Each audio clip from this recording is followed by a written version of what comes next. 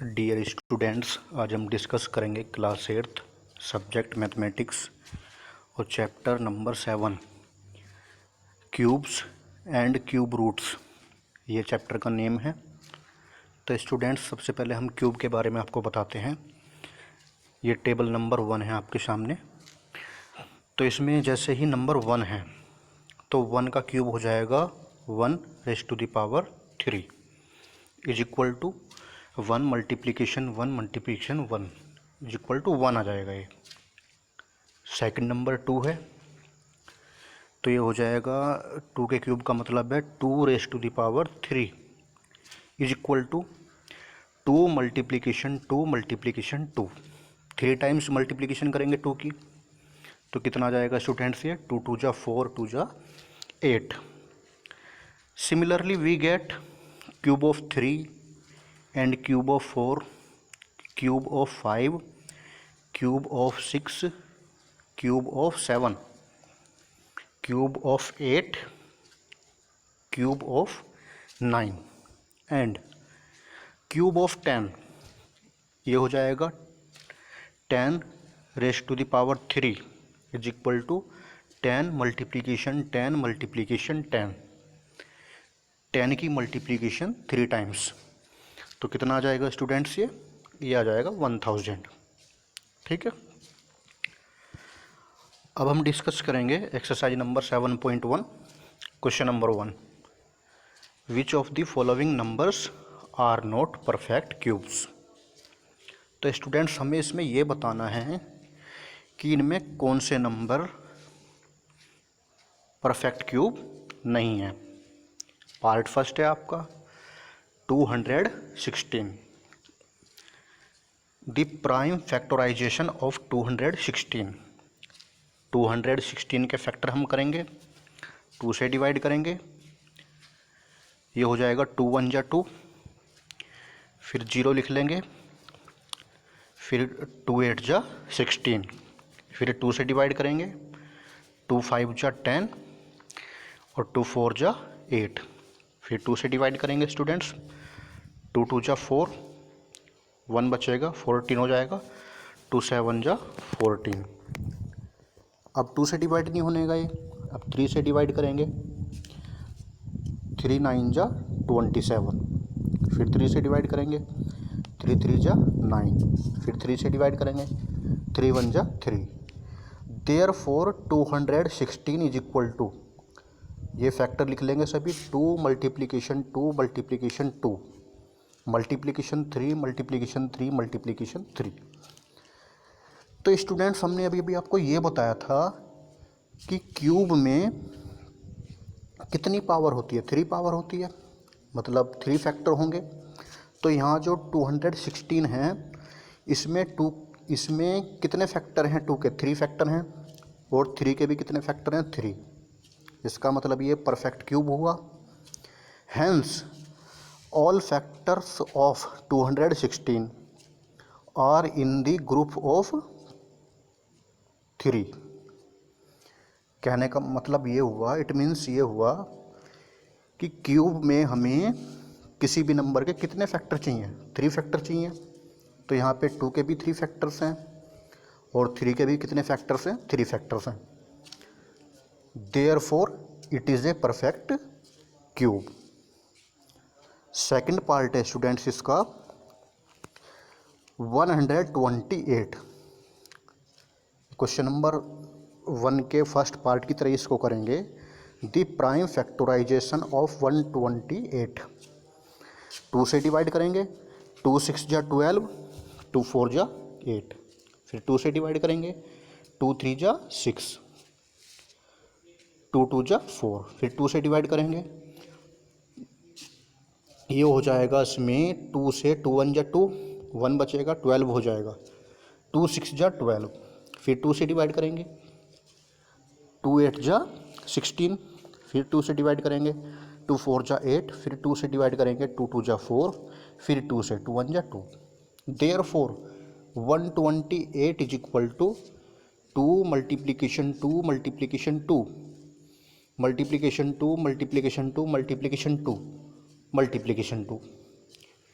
तो यहाँ पे स्टूडेंट्स हमें क्या दिखाई दे रहा है, here all factors of 128 are not in the group of 3। जो हमारे फैक्टर्स हैं उसमें 3 का वो बनाएंगे ग्रुप। तो 3 के ग्रुप का कितने ग्रुप बने, 3 के 2 ग्रुप बने, 2 मल्टीप्लिकेशन 2 मल्टीप्लिकेशन 2 1 ग्रुप।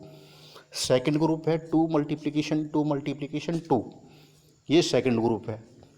लेकिन जो थर्ड ग्रुप है उसमें केवल 1 फैक्टर है 2 का। कितने फैक्टर हैं उसमें 2 के, केवल 1 फैक्टर है। इसका मतलब ये हुआ कि ये परफेक्ट क्यूब नहीं है। तो क्या लिखेंगे इसमें, here all factors of 128 are not in the group of 3, therefore it is not a perfect cube. Question number 1 का थर्ड पार्ट है इसमें 1000, द प्राइम फैक्टराइजेशन ऑफ 1000। तो इसमें 2 से डिवाइड करेंगे, 2 5 जा 10, 0 सिमिलरली लिख लेंगे। फिर 2 से डिवाइड करेंगे, 2 2 जा 4, 1 बचेगा, ये 10 हो जाएगा। 2 5 जा 10, 0 सेम लिख लेंगे। फिर 2 से डिवाइड करेंगे, 2 1 जा 2, 2 2 जा 4, 5 में से 1 बच जाएगा, 10 हो जाएगा। 2 5 जा 10। फिर 5 से डिवाइड करेंगे, 5 2 जा 10, 2 बचेंगे, 25 हो जाएगा। तो ये हो जाएगा यहाँ पे 5 5 जा 25। फिर 5 से 5 1 जा 5। Therefore 1000 is equal to 2 multiplication 2 multiplication 2 multiplication 5 multiplication 5 multiplication 5। तो यहाँ पे हमने क्या देखा स्टूडेंट्स कि 2 का भी एक ग्रुप बन रहा है और 5 का भी एक ग्रुप बनना है। वो कितने का, 3 फैक्टर होने चाहिए इसमें। क्यूब में किसी भी नंबर के कितने फैक्टर होने चाहिए, 3 फैक्टर्स। तो 2 के भी 3 फैक्टर्स हैं और 5 के भी कितने फैक्टर्स हैं, 3 फैक्टर्स हैं। इट मीन्स ये परफेक्ट क्यूब हुआ। Here all factors of 1000 are in the group of 3, 3 के ग्रुप में है, therefore it is a perfect cube. Students इसका जो पार्ट नंबर 4 है वो है 100, द प्राइम फैक्टराइजेशन ऑफ 100। 2 से डिवाइड करेंगे, 2 5 जा 10, 0 लिख लेंगे, 50 हो गए। फिर 2 2 जा 4, 1 बचेगा, 10 हो जाएगा। 2 5 जा 10। फिर 5 से डिवाइड करेंगे स्टूडेंट्स, 5 5 जा 25। फिर 5 से 5 1 जा 5। Therefore 100 is equal to 2 multiplication 2 multiplication 5 multiplication 5। अब स्टूडेंट्स यहाँ पे हमें परफेक्ट क्यूब के लिए 2 के कितने फैक्टर होने चाहिए थे, हमारे पास 3 फैक्टर होने चाहिए थे। लेकिन यहाँ पे 2 के कितने फैक्टर हैं, केवल 2 ही फैक्टर हैं 2 के, जबकि परफेक्ट क्यूब के लिए कितने फैक्टर होने चाहिए थे, 3 फैक्टर। सिमिलरली 5 के भी कितने फैक्टर होने चाहिए थे, 3 फैक्टर होने चाहिए थे, जबकि 5 के भी कितने फैक्टर हैं, 2 फैक्टर्स हैं। देयरफॉर ये परफेक्ट क्यूब नहीं होगा। Here all factors of 100 are not in the group of 3, क्योंकि 3 के ग्रुप में नहीं है फैक्टर ये। Therefore it is not a perfect cube. Question number 2 है स्टूडेंट्स यहाँ पे, find the smallest number by which each of the following numbers must be multiplied to obtain a perfect cube. Question number जो 1 था उसमें हमें केवल यही बताना था कि विच नंबर परफेक्ट क्यूब और नॉट, मतलब जो नंबर था वो परफेक्ट क्यूब है या नहीं है। क्वेश्चन नंबर 1 में हमें ये बताना था।